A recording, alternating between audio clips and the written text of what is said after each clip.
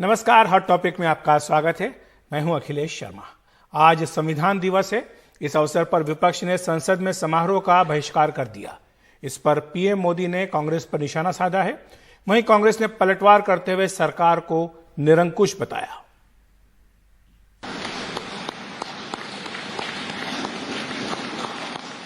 संविधान दिवस के दिन आप सबके साथ यहां उपस्थित होकर राष्ट्रपति रामनाथ कोविंद संसद में संविधान की प्रस्तावना पढ़ रहे थे। हम सब जानते लेकिन हैं साइडलाइन किए जाने और ठीक से न्योता न दिए जाने से नाराज विपक्षी दलों ने उस वक्त समारोह का बहिष्कार कर दिया। प्रधानमंत्री नरेंद्र मोदी ने इसके लिए वंशवादी राजनीति को जिम्मेदार बताते हुए कांग्रेस पर हमला किया। एक परिवार में से एक से अधिक लोग राजनीति में न आए, जी नहीं। योग्यता के आधार पर जनता के आशीर्वाद से किसी परिवार से एक से अधिक लोग राजनीति में जाएं, इससे पार्टी परिवारवादी नहीं बन जाती है। लेकिन जो पार्टी पीढ़ी दर पीढ़ी एक ही परिवार चलाता रहे, पार्टी की सारी व्यवस्था परिवारों के पास रहे, वो लोकतंत्र, स्वस्थ लोकतंत्र के लिए सबसे बड़ा संकट होता है। वहीं कांग्रेस ने भी जवाबी हमला किया। प्रधानमंत्री और उनकी सरकार को निरंकुश बताया। Undemocratic prime minister, autocrat prime minister is talking about the constitution. Neither he practices it nor he asks his government to go as per constitution. And even today's function he has not invited properly to all opposition party leaders. वहीं संविधान दिवस के जश्न पर राजनीति से दूर रहते हुए भारत के मुख्य न्यायाधीश एनवी रमन्ना ने वकीलों से न्यायपालिका की लक्षित हमलों की रक्षा करने का आह्वान किया। You must assist the judges and the institution. We are all ultimately part of one larger family. Protect the institution from motivated and targeted attacks. Don't shy away from standing up for what is right and against what is wrong. दरअसल संविधान दिवस समारोह 2015 में नरेंद्र मोदी सरकार ने भारत के संविधान का मसौदा तैयार करने वाले अंबेडकर की विरासत को बनाए रखने के लिए शुरू किया था। संविधान दिवस पर उम्मीद ये की जाती है कि संविधान की बात होगी, अधिकारों की बात होगी, लेकिन इस पर राजनीति हमेशा होती रहती है। यही वजह है कि देश के मुख्य न्यायाधीश ने साफ कह दिया कि वो इससे दूर रहेंगे और बात सिर्फ न्यायपालिका की स्वतंत्रता की करेंगे। नई दिल्ली से शशिकांत के साथ आशीष भार्गव, एनडीटीवी इंडिया। और संविधान दिवस के ही मौके पर एक कार्यक्रम में पीएम मोदी ने कहा कि कुछ लोग बिना सोचे समझे अभिव्यक्ति की आजादी के नाम पर विकास को रोकने का काम करते हैं। अपने ही देश के विकास में रोड़े अटकाए जाते हैं, कभी फ्रीडम ऑफ एक्सप्रेशन के नाम पर, तो कभी किसी और चीज का सहारा लेकर।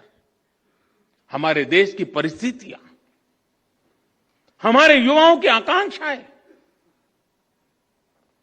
सपनों को बिना जाने समझे बहुत सी बार दूसरे देशों के बेंचमार्क पर भारत को तोड़ने का प्रयास होता है और इसकी आड़ में विकास के रास्ते बंद करने की कोशिश होती है। इसका नुकसान ये जो करते हैं ऐसे लोगों को भुगतना नहीं पड़ता है। इसका नुकसान भुगतना पड़ता है उस मां को जिसका बच्चा बिजली प्लांट स्थापित न होने के कारण पढ़ नहीं पाता। किसान आंदोलन का आज 1 साल पूरा हो गया है। आगे की रणनीति पर कल चर्चा होगी। वैसे आपको बताएं, किसानों का 29 नवंबर को संसद भवन तक ट्रैक्टर रैली निकालने का कार्यक्रम भी है। लेकिन इसे लेकर किसान नेता डॉक्टर दर्शन पाल ने आज एनडीटीवी से कहा कि कल की बैठक में इस पर दोबारा विचार किया जाएगा। मैं ये कहना चाहता हूं, कल हमारी बैठक है संयुक्त किसान मोर्चे की, जरूर ही हम उस पर पुनर्विचार करेंगे, क्योंकि ये हमारा फैसला कानून वापसी से पहले का था।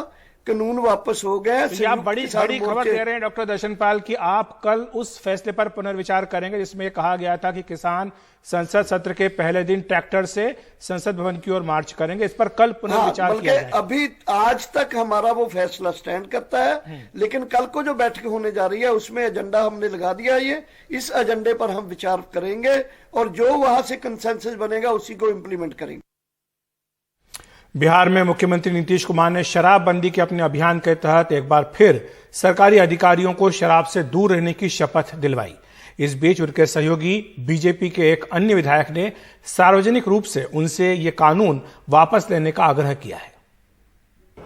मैं नीतीश कुमार आज दिनांक 26/11/2021 को शराबबंदी के लिए राज्य सरकार के अधिकारियों को शपथ, शराबबंदी को लागू करने के लिए और शपथ दिलाई बिहार के मुख्यमंत्री नीतीश कुमार ने। इससे पहले भी नीतीश इस तरह से शपथ दिलाने की रस्म अदायगी कर चुके हैं, लेकिन इसके बाद भी राज्य में शराब का कारोबार चलता रहता है। फिर से शपथ ले रहे, आज मैं फिर से शपथ करवा रहे हैं, इसलिए करवा रहे कि शपथ फिर भी, ताकि एक बार मन फिर से मजबूत हो, इधर उधर कोई बाएं दाएं न करे, और जब भी कोई बाएं दाएं करता है तो उस पर जो भी कानून है उसके मुताबिक निश्चित रूप से कार्रवाई करनी चाहिए। एक तरफ नीतीश शपथ दिलाते हैं, दूसरी तरफ होटल के कमरों में बिना महिला सिपाही के सर्च के लिए उनकी सरकार की आलोचना हो रही है, लेकिन नीतीश इसे गलत नहीं मानते। एक जगह चला गया देखने के लिए कोई, अब कोई कहीं पर महिला थी तो उसको लेकर के लोग बोल रहा, अरे जाएगा नहीं। पुलिस वाले को अगर किसी को पता चलेगा या मद्य निषेध विभाग को पता चलेगा और ये कहा गया है कि उसको देखिए, कहीं शादी का कार्यक्रम हो, कोई कार्यक्रम हो, कोई होटल में ठहरे हैं, कहीं है, वहां जाकर के देखिए। लेकिन नीतीश के ऐसे कार्यक्रमों से उनके सहयोगी भाजपा विधायक बिल्कुल सहमत नहीं दिखते। प्रशासन पूरा का पूरा शराबबंदी पर लगा हुआ है, बाकी जो क्राइम हो रहे हैं, गैर कानूनी काम हो रहे हैं, उसको नजरअंदाज किया जा रहा है। उसके कारण से मर्डर की संख्या में वृद्धि हो गई है और भी कई चीजें हो गई है।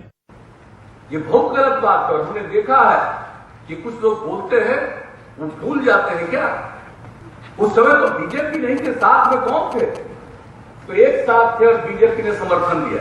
आज हम लोग बीजेपी साथ में, फिर साथ में है, एनडीए साथ में है, तो अब आप लोगों को लगता है कि कुछ से कुछ बोलते रहे। मात्र शपथ खिलाने से शराबबंदी सफल होता तो शायद बिहार में नीतीश कुमार को 5.5 वर्षों के बाद भी शराबबंदी की विफलता पर समीक्षा बैठक करने की जरूरत नहीं होती।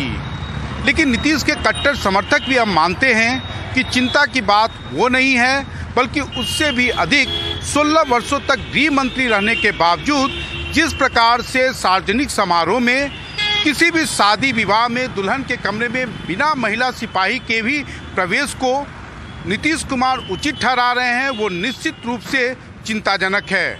पटना से कैमरामैन हबीब अली के साथ मनीष कुमार, एनडीटीवी इंडिया के लिए।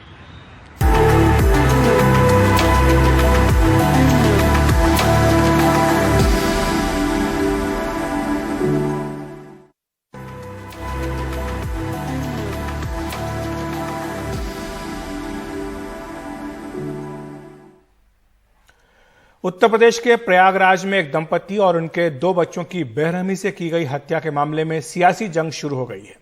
इस घटना को लेकर प्रियंका गांधी वाड्रा आज पीड़ित परिवार से मिलने प्रयागराज पहुंची। पीड़ित परिवार का कहना है कि उन्होंने आरोपियों के खिलाफ 2 साल पहले पुलिस में शिकायत की थी, लेकिन पुलिस कार्रवाई करने के बजाय मामला वापस लेने का दबाव डाल रही थी। अब 2 पुलिस वालों को सस्पेंड कर दिया गया है। प्रियंका गांधी पीड़ित परिवार से मिलने दिल्ली से सीधे प्रयागराज पहुंची। काफी देर उन्होंने उनके साथ वक्त गुजारा। उन्होंने उन्हें इंसाफ दिलाने में मदद करने का भरोसा दिलाया। परिवार वालों ने उन्हें जुल्म की दास्तान सुनाई। जो वीडियो मुझे दिखाए गए हैं और जो मुझे बताया गया है कि जिस तरह से ये हुआ है इधर, मैं खुद हिली हुई हूँ और दहशत में है परिवार। सब परिवार के सदस्य ये कह रहे हैं कि हमें पता नहीं कि हमारे साथ क्या होगा। पीड़ित परिवार का गांव के ही ऊंची जाति के दबंगों से भूमि विवाद चल रहा है। उन्होंने सितंबर 2019 में और इस साल भी सितंबर में उनके खिलाफ एफआईआर लिखाई थी, लेकिन उनका आरोप है कि पुलिस ने कोई कार्रवाई नहीं की। एक चाट वाला यहाँ फुल्की लगाता था, उन्होंने मेरे पति की सूचना दी कि का दरवाजा 2 दिन से खुला है, कोई दिख नहीं रहा है, जाके देखिए क्या बात है। तो हमारे हस्बैंड ने सुबह करीबन 8 बजे आके देखा, एक दरवाजा खुला रखा था, एक दरवाजा बंद रखा था। उन्होंने घर के अंदर घुस के देखा और सब खून से लहूलुहान पड़े हुए थे, चारों लोग। पीड़ित परिवार का आरोप है कि इलाके के थाने के इंचार्ज और एक सिपाही आरोपियों के यहां बैठक करते थे और उन पर लगातार केस वापस करने का दबाव डाल रहे थे। हफ्ते में 2 बार 4 बार पार्टी होती थी, बोले मेरे रिश्तेदार है, समधी है, वो खुल के कहती थी कि ये मेरे रिश्तेदार है, मैं खुद नहीं रहने दूंगी तुम लोग को। कौन है? ठाकुर है? ठाकुर है, बबली सिंह। और कहते मैं अपनी जमीन बेच के मैं तुम लोग को रहने नहीं दूंगी। किस बात की थी? बस रंगी से ऐसे ही कि अपना लगाना। हाँ, अपना लगाना। 4 परिवार ठाकुर थे, सबको दबा रखे थे। परिवार में जिस 17 साल की बच्ची की हत्या हुई है, उसका शव एक अलग कमरे में मिला है। उसके जिस्म पे कपड़े नहीं थे। पुलिस ने इसीलिए हत्या के साथ गैंगरेप का भी मुकदमा दर्ज किया है। आरोपी थाना इंचार्ज और एक सिपाही को सस्पेंड कर दिया गया है। 2019 और 2021 में इन्होंने कुछ लोगों के ऊपर भूमि विवाद में इन्होंने SC ST के केस लिखवाया है। वो केस देखा गया है। उस केस में कार्रवाई नहीं होने का इन्होंने आरोप लगाया है। इसके बारे में भी हम लोग जानकारी करते हुए तुरंत ही कठोर कार्रवाई करेंगे। संदिग्ध लोगों को इनके नाम के आधार पर हम लोगों ने पूछताछ के लिए हिरासत में ले लिया है और पूछताछ करके इस घटना का खुलासा जल्दी ही किया जाएगा। अनुसूचित जाति के लोगों के खिलाफ इस तरह के अपराध सामंतवादी और समण मानसिकता की उपज है, जिसे खत्म होने में शायद वक्त लगेगा। लेकिन पुलिस की कोताहियों पे एक सिपाही और एक दरोगा के खिलाफ कार्रवाई करके मामला खत्म कर दिया गया है।